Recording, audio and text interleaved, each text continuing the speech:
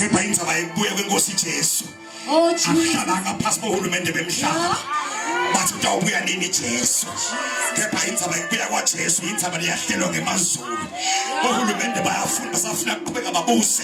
kepha kwefika lesikhathi uyabuya Jesu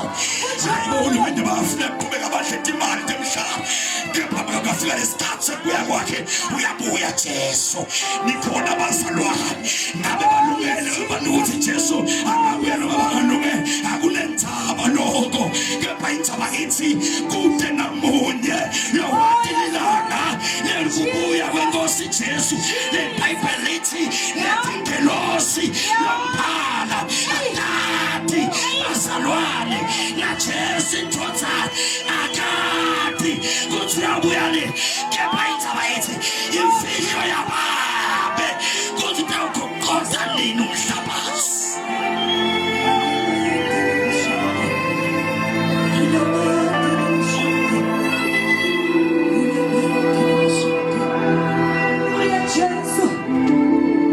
ngithi phendukani